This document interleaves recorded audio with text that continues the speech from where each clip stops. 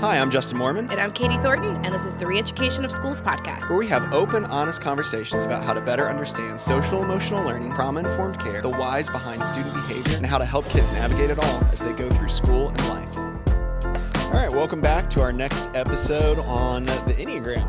And how about the fact that we're just back in general? Little bit of a break that we had us. A long break. Yeah, for us, like on our end, it's been, I don't know how many months. It's been like several months. Yeah. So this episode, we're going to be knocking the rust off a little bit and jumping into talking about the Enneagram, how it can be used inside the schools, how we've kind of used it, why it matters in any kind of ways, and team building, things like that. Before we jump into that, and I let Katie take off on things, I just want to remind you that we would love for you to be able to give us just any kind of review would be great. Certainly the higher and the better the review, we would appreciate that even more. But we're also super willing to hear, I'm super willing to hear any kind of constructive criticism as well. So we just want to be able to keep the conversation going. And by you doing that, it helps people find the podcast a little bit easier and helps us do that, helps us keep the conversation going. So we'd really appreciate it. All right, episode on the Enneagram. This is all you. Everybody's in for a treat. This is all you got. I'm hosting today. Am I really hosting usually the rest of the time? Yes. Is that how it is? I depend on you way too much, Okay. but today I'm going to carry us. All right. You ready? Yeah, you're running the show. Okay. All right. So you hear us time and time again talking about knowing yourself well. Much of this work is understanding who you are, your regulation, and your relational currency. By understanding ourselves, we were better able to work with others. So let's start. You're doing a great job, by the way. Thank you. Okay. We have chosen the Enneagram as a tool a preference that we like to use. There's many of them out there. So what is the Enneagram? Okay. So if you're actually really like an expert in the Enneagram out there, give me a little grace. Hey, if I screw this up a lot, leave us a review, preferably 5 stars, but let us know how I mess up the Enneagram thing. Or come be on the podcast. Or come be on the podcast. Yeah, if you're actually an expert, reach out to us. We'd love to have you on. Okay, so the Enneagram is really just another personality typing tool. Kind of the basics of it are that there are 9 different Enneagram numbers, with a person identifying with one number over the other 8. Okay, so you're going to find out that you're either like a 1, 2, 3, 4, 5, 6, 7, or 8, or 9, or that you identify more closely with one of those numbers. It doesn't mean you don't have any of the traits of the other numbers or anything like that. It just means that the thing that you're most closely relating to is something from one of those numbers. So Katie, for example, would say that she most closely relates to a 3. I would say that I most closely identify with a 5. That's kind of how people would speak about it. So unlike some of the other personality tools that are out there, the Enneagram doesn't necessarily focus on somebody's strengths or what kinds of things somebody might do, but instead it focuses on the motivation behind why we do what we do. So it's really, you're really figuring out your number based off of like your motivations. So that's important. A quick example of that, when I was working in a separate facility years ago, there was another teacher in one of the younger classes. People used to very frequently, and I may have referenced this on the podcast before, but I can't remember. But we would run our rooms relatively similarly. And people would a lot of times bring up that, Justin, you and her have really similar rooms. You guys are really similar in how you do stuff. People would assume, I think, then that we were doing it for the same reason. As we got to know each other a lot better, I actually found out a lot of the things that I do and set up, maybe were more so to maximize how much energy I could save myself. So I would set up these systems and get routines going and things like that. That really helped me maximize how much energy I could save throughout the course of a day for myself personally. Whereas my colleague, she was kind of always thinking about worst case scenario. Like what could happen if I don't have this in place? What could happen if I don't have that in place? What could happen if we don't have a system for this? And so we were actually doing some of the same things, right? The actual actions were the same, but the motivation behind them was very different. And so that's kind of one of the things that the Enneagram, if you dive into it some, helps kind of parse out, right? For example, Katie and I are both on a podcast Yeah. for very different reasons, right? And with very different motivations in a lot of ways. And so that's, we're doing the same thing, but we don't have very similar personalities or motivations behind it in that regard. So that's kind of the gist of the Enneagram. There's like way deep stuff you could jump into it with, but as a basic level, it's kind of about the motivation behind what you do. All right. So knowing yourself, how does this help implement trauma-informed work? Okay, so whether it's the Enneagram or anything else, I think, knowing yourself well is one of the keys to being a good teacher in general, and really probably just the best person you can be as a human. Like, I think you've got to really just take time to actually learn about yourself and know yourself well, is super important. Because I think when you don't know yourself well, you're kind of floating, not necessarily through life, I guess, but I think you don't always understand the decisions you're making or why you're making them. And I think that's what the Enneagram is really great at helping with. A lot of people don't really understand why they're doing what they do, like in a way that kind of surprises me sometimes. Yeah. Like I get kind of surprised when I'm like, okay, so like, why are you doing it this way? And they're like, well, I don't know. Or like I saw somebody else do it that way. And I'm like, oh, it's like, all right, well, that surprises me because I feel like I've learned the importance of understanding why we're kind of doing what we're doing. So with the Enneagram specifically, when we understand the motivation behind our actions, it can help us set ourselves up to stay like the most regulated possible, which we all know helps our students stay the most regulated possible as well. So I think that's one of the ways that knowing yourself well helps, is by being able to keep yourself regulated. Also, the more we learn about, for the Enneagram specifically, the more we learn about the other 8 personality types that aren't ours or that we don't identify with the most, it actually really builds a lot of empathy and understanding as a whole toward others. I don't even have to know like what number another person is, but since I have learned just a little about the Enneagram as a whole, I'm much more likely to see an action or a decision, not just at face value, but to try to understand the motivation behind why someone did what they did, and which is a huge part of empathy, right? And so that's true not only of the adults that I'm working with, right? But it's how I would look at my students as well and what I expect of them and things like that. Because, we're not necessarily out there attaching an Enneagram number to the students in our classroom. Yeah, and you're actually discouraged to discouraged to Enneagram children, right? Like I don't think Enneagram's a verb though. Well, I just made it one. You're Hashtag that. Discouraged from Enneagramming somebody. Yeah. But yeah, I do think you're right. Like and really just in general, Yeah. even adults, like you really shouldn't be like, oh, I bet they're a 2, or whatever. I think we all do it once you start learning about it more. It's just kind of how it happens. And I do think there's usefulness maybe to kind of knowing. But anyway, all that to say, I think that it gives you a little bit of extra grace to offer if you're thinking, but like maybe this person could identify most closely with an 8, and that's maybe why they seem to come across the way they did just now in this specific situation. This person maybe they're close to a 9, and that's why they're really struggling with making this choice right now, or whatever it might be. It just gives you a little bit of extra grace instead of just assuming everybody's thinking and experiencing the world the same way you are. Yeah, the only thing I would add to that is just I think it helps you manage and evaluate yourself during dysregulation times. Yeah. I would say I am an Enneagram 3, pretty classic 3. So I sometimes can get really hard on myself if things do not play out the way that I think they're going to, because I'm an achiever. Yeah. I also don't take criticism well. And I think when you're working with kids with chronically dysregulated issues, sometimes people always have something to say about how you handled something or did something, so that or just being an administrator, right? Being an administrator like in people general, always have something to say about what you're doing.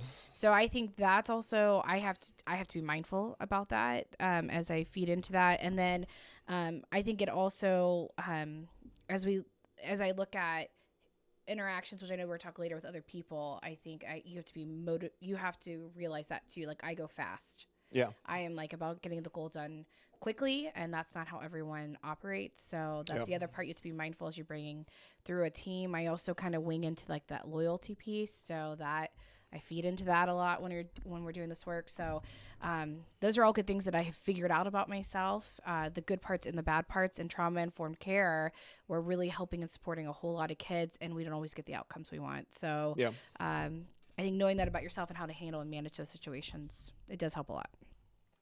So speaking of relationships with other, how does the Enneagram impact relationships with your colleagues? Well, I mean, we kind of touched on that, I guess, a little bit. Like I said, I think first and foremost, it builds some empathy. For us at our school, though, if you take it like a step further, we've had years where everyone has taken an Enneagram assessment, which maybe isn't always the best. Like, just if you're out there, if you never, it's not. A lot of people would say that are actually experts in the Enneagram would say that maybe doing an assessment isn't the best way to figure out what Enneagram number you are. We've kind of done some stuff where we've pulled some information and had people take assessments up, but also had people read through a list of maybe 20 questions or 20 statements about each number and be like, yeah, that one actually sounds the most like me. Getting a little bit more information is what a lot of people would say is most helpful. But in a staff meeting setting, we've had people take an assessment just to get an idea, and then had them post like what their number they identified with in the lounge, so that everybody could kind of see. That was really helpful to even quickly see what somebody identified with most, and then to think, oh, like that makes sense. Yeah. Like they did that, and this is how they're kind of experiencing the world. And so that kind of makes sense. So that was really helpful. It also kind of gave us a little bit of common language to use for at least a little bit. I don't know how many of the staff members really dove in super deep to the Enneagram after that, or that short stretch, but it doesn't necessarily have to be everybody diving in deep. I think it's helpful for everybody to have initial kind of common language. I think it also can help us just really maximize what people might be naturally good at. So I'm not saying like less so in my position, but I think in an administrative position for sure, like we've been able to see how certain people are just maybe especially gifted in a certain area, or maybe personality wise, some kind of task would really suit them well, or some kind of goal would really suit them well. And to be able to let them kind of take something and run with it based off of knowing who they are a little bit better and how they're experiencing the world. It also can help us know how to best provide feedback to somebody, or to, if we're like kind of in any kind of, you say conflict, but stuff does come up. And so when you're in any kind of conflict or really, emotionally charged kind of situation, which again, with any school, there's going to be those at times, especially when it revolves around behavior and things like that. So I think when those kind of situations come up, it's super nice to be able to know kind of how people are experiencing conflict as well. Like for like your example already, right? For you, it can be hard for you to hear negative feedback. And so it can be, you just have to be extra mindful of that. But if I knew that I was going to have some kind of conflict with you, not that we ever have any conflicts. Never. But if we knew that we were going to have a conflict, like I can know that about you, and know that, I shouldn't very intentionally say stuff that knocks, who you are or what you're accomplishing, things like that. And it can help us know who may be best to ask about like potential problems with a plan. I mean, there's just a lot of things, right? If you start recognizing who people are and even get a basic understanding of each number, I think it really gives you some insight into how to manage people best, and how to kind of maximize what people are good at, and maybe minimize for them what they're not great at. Yeah, I don't have a whole lot to add to that other than the same thing. Just, it really helps develop empathy. It really gives you perspective on how people approach or handle situations. Thinks about how you operate, your team's regulation, because when things are stressful, things get dysregulated, even with the adults. Yeah. Lean into how maybe they receive relational currency. It's important. And then foster each other's strengths. Really grow your team's weaknesses. And ultimately, I think it really develops if you can build a strong and then well-balanced team with a more humanistic approach to it. I would say from an admin lens, which I know we're going to talk about in a little bit, but if you know the team's personality types, sometimes you may not have a decision maker on the team. Yeah. You may not have somebody that is like the go-getter to get things done, and you're wondering why that team's waffling. Yeah. Nobody wants to make a decision, or they're trying to reserve battery life for things, or you don't have anybody assertive on the team. That hinders the team sometimes progress moving forward.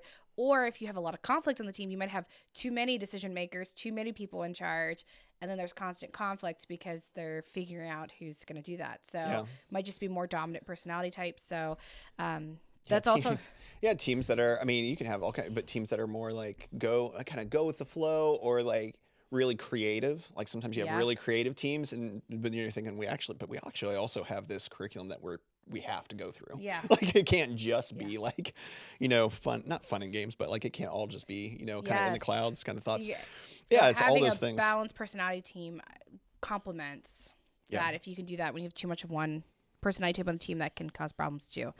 Okay, so knowing your teammates' Enneagram number, think through trauma-informed care, we're talking a lot of times about crisis and conflict. How would that help you manage that? Okay, well, I think any Enneagram personality, I think it's important to say first, any Enneagram personality type has an ability to be good in a crisis moment.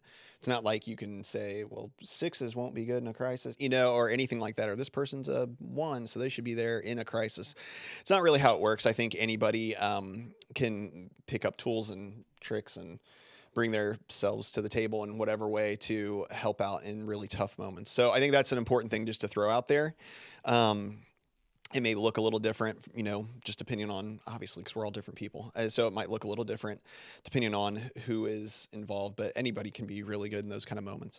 I think in the crisis, it's really about like doing some of the things that we're trained on in kind of different ways that maybe have a little bit less to do with our personality. I'm not saying our personality doesn't play a part.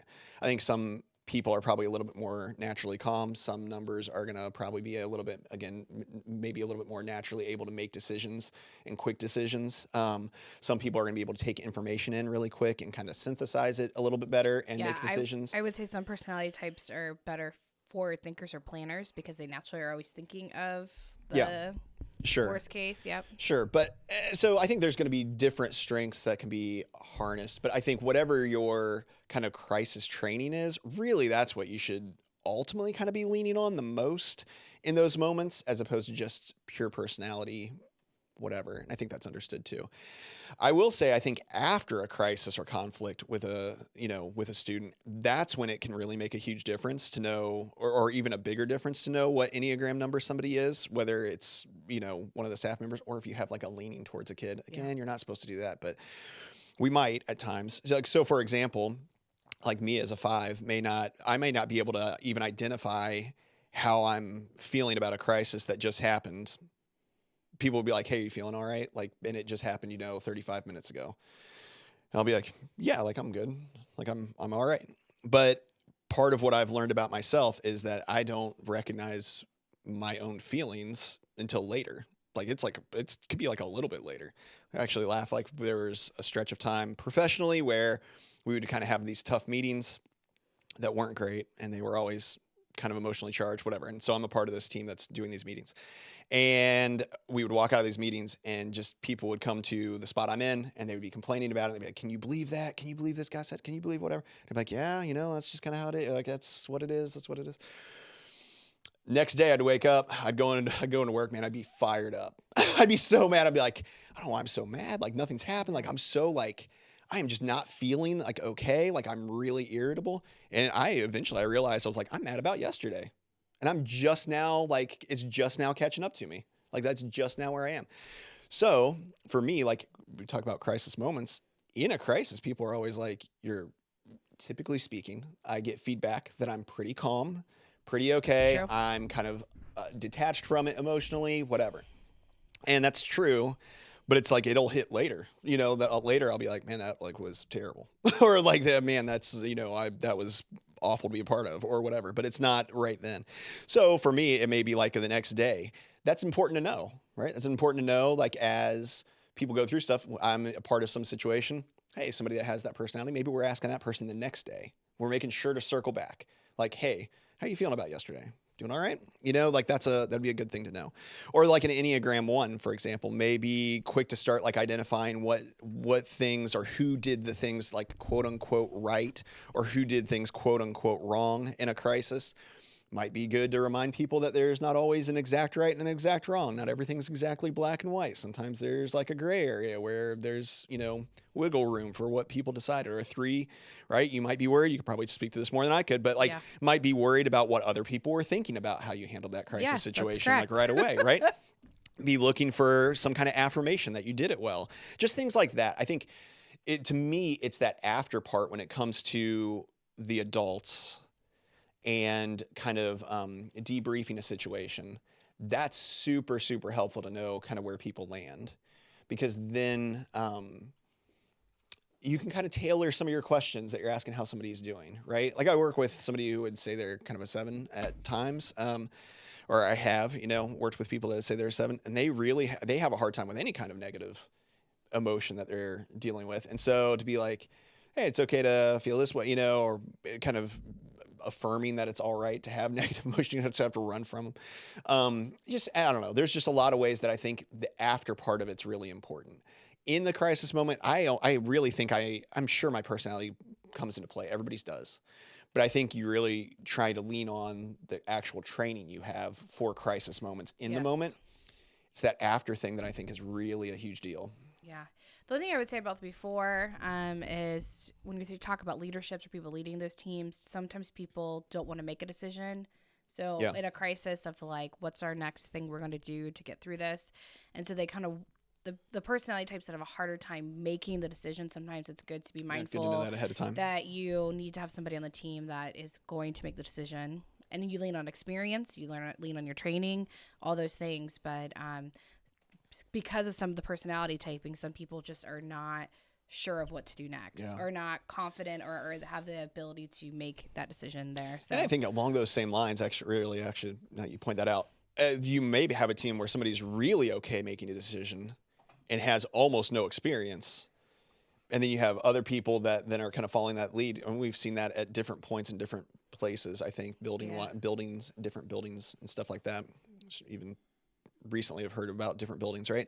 But I just think that then it's important to be like, hey, like actually like just because you're really okay making a decision, you may not have like the best right the best experience to be making that call. Yeah. And so I think that's important too. Yeah. Like, and I think as you're developing those teams, it's good to think through those things. It's personality type, it's experience, it's training. Yeah. Who are you going to have respond to those at those times to be able to help lead those teams during those moments? But all those things play into the factor. We can't just say all experience. You have a lot of experience. You can never make a decision though. And we can never say you've had training, but you're not sure how to assertively utilize it, right? And then we can't just say because you're a dominant personality. It has to kind of think about that like trifecta of all those things fall into place. Yeah. To be able to kind of execute that. All right. How can building leadership utilize a personality assessment tool to better develop culture, climate, and teams? Well, I think the way we did it at our place was helpful, and we kind of touched on that already, right? Like getting it to where there's some common language is super helpful. I also think just having everybody have some even really super basic like knowledge of whatever the personality kind of assessment you would go with. It doesn't have to be the Enneagram, obviously, but whatever it is that people have some kind of basic understanding of it, and that it's simple enough to understand, and a low amount of it that you could do it in a short amount of time. You're not asking somebody to take on some huge thing, and it can be kind of fun, right? People kind of like taking personality assessments. And so if you do that, and you kind of like figuring out who's who and what's what, and that could be not an intense or really not intense way to have everybody learn more about each other.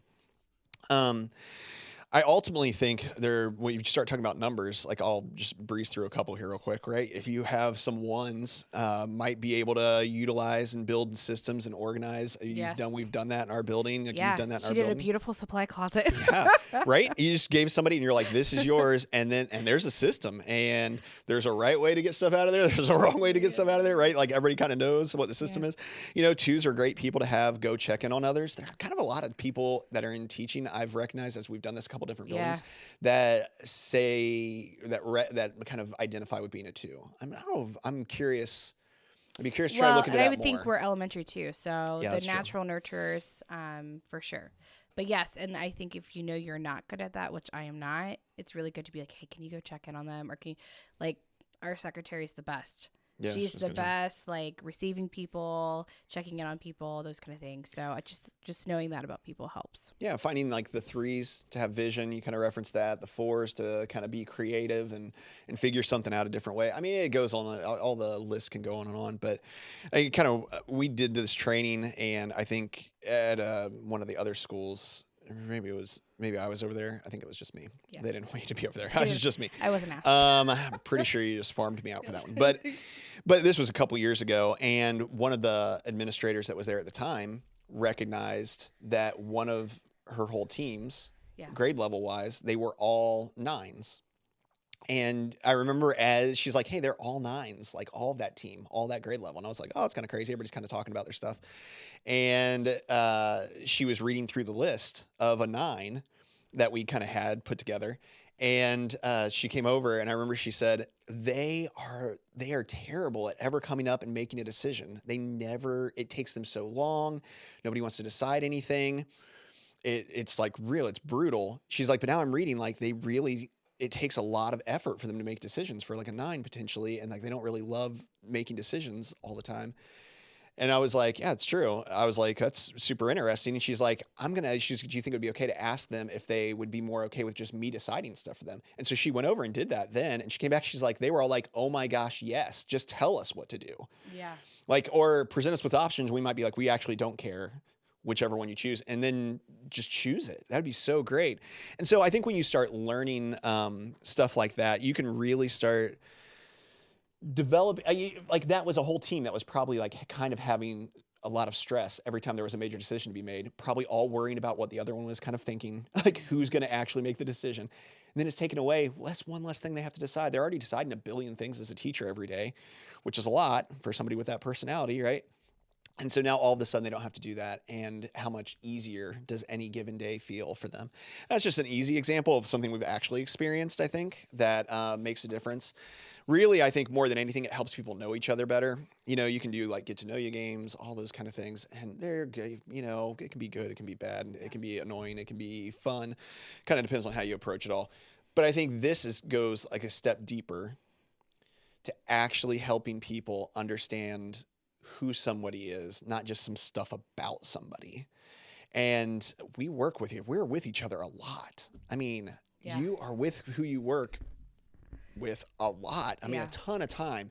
And so knowing them and knowing how they operate, I think is a pretty big deal. And really only leads to people having more understanding towards each other. Yeah, I think as an administrator for like leading, I think it's helped me a lot on how I coach somebody. Yeah. It's helped me a lot asking people where their leadership capacity is and what they can take on, and what that looks like for them. I pride myself on distributed leadership and finding people's talents and really tapping into it, but thinking, and I use their personality typing assessments to think a lot of like, oh, they would be really good at that. I would love for you to take that on. And then finding the right fit for people. It's also helped me during conflict. If there's something that needs to be addressed, or if something's happened and I know they might be upset about something, it's really changed my perspective of how I approach somebody with responding to conflict and understanding where they're coming from and maybe why they feel that way, or maybe a comment they make, like, because I take everything to 3, I take everything to heart. Yeah. Like, but you know, that's the personality. That's probably where they come from, like worst case scenario all the time, you know? Yeah. So then, okay, that helps me realize that it's not really. Yeah, it's not personal. It's not about you. And if it is personal, it's actually probably more personal from like their side. Like, like it's their personality. That's right. It's not like about you, you know, it's more about everyone else, right? Yeah. Like when I'm having something and I don't have a great reaction to somebody, that's more about me than it is about the person that I don't have a great reaction with. Yes. And I think that's an easy thing to forget because we are also humans and we feel things. So, you know, that's hard to. Yeah. Our leadership team in our district also did the Working Genius, which I know there's lots of different personality assessments. A billion of them, right? We leaned on the Enneagram because we know a lot about it, or you were really interested into it. So I leaned into that, and that's kind of how that played out. But we did the Working Genius and figured out our 2 top personality subtypes, and mine was innovation and galvanizing. So basically, you have a big idea and you want to dream big. I am very good at leading people through big initiatives, Yeah. right? But I'm terrible with details. I'm good with the big picture. This is where we've become good partners Yeah, because sure. Justin's really, really good at like analyzing things and looking through the details and stuff. But I know that about myself.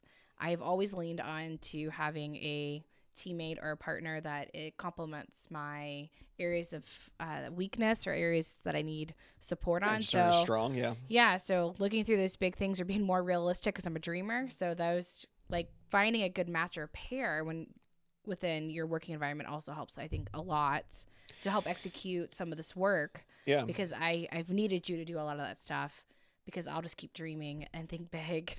Yeah, or To the fact humble that back the details. Yeah. we were just in training yesterday. There's not a chance in the world I would be out training people. I like being up in front and leading Yeah. professional development stuff and training and all that stuff.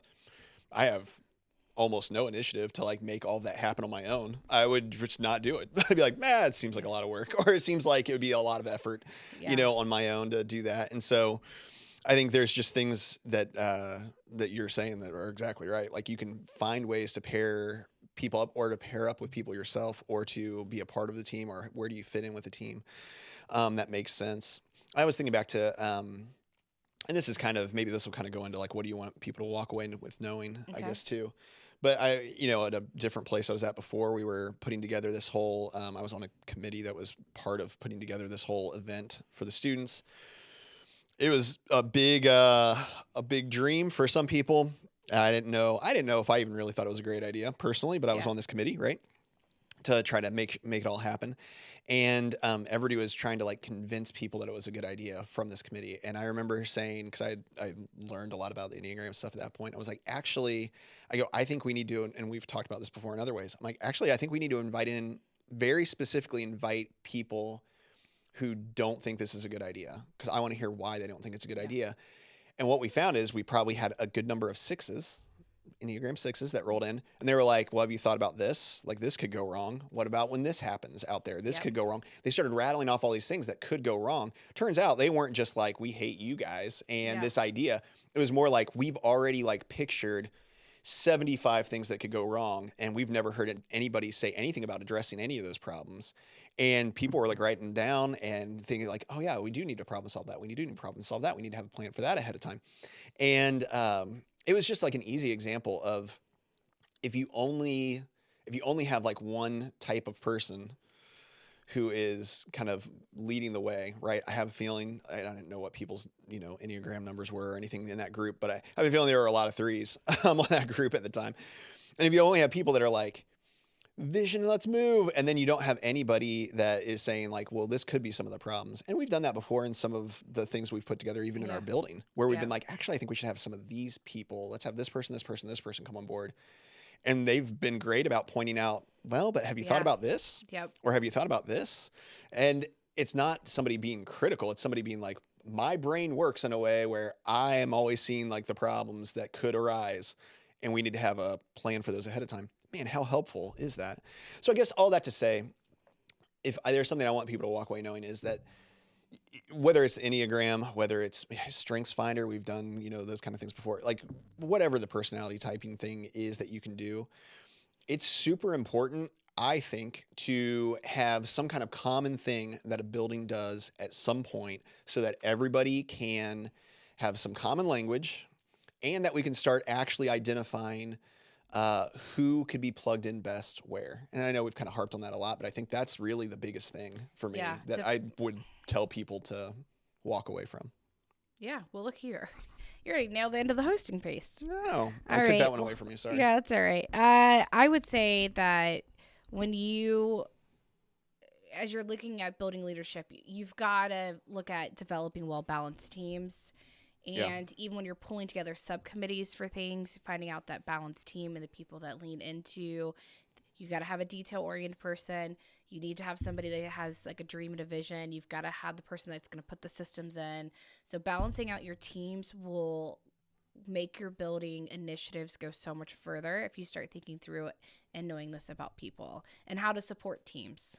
like that team's going to need a lot of help with this because they don't have the skill. Or I understand why this teammate's frustrated with these other two because this teammate always has the things done and they, feels like she's carrying the whole team or whatever. I understand that now because of the personality typing, And I think when you understand yourself as a leader, you're able to compensate for those areas that you're not strong in to make sure that things the initiatives take off, like trauma-informed care, because you've surrounded yourself with people that are going to fill in your balances of where maybe you're not so strong. So even though I'm naturally like that dreamer, that innovator, leader personality type, I think if you're not that, doesn't mean you can't lead this initiative. Yeah. You just need to surround yourself with somebody who is and do all the other important work that goes around it too. I think when you find that good balance, you can make things happen. Yeah. So I think that's what I want people to know. Yeah. All right. So this is still you. I know I kind of took over the end, but now it's still how you. This goes. I think if you like and subscribe, is that what we do? Absolutely. Okay, like and subscribe if you like this episode, maybe share it with somebody. Yeah. And let's go out and do the work. Let's go. How did I do? You did great. Let's go do it. Okay.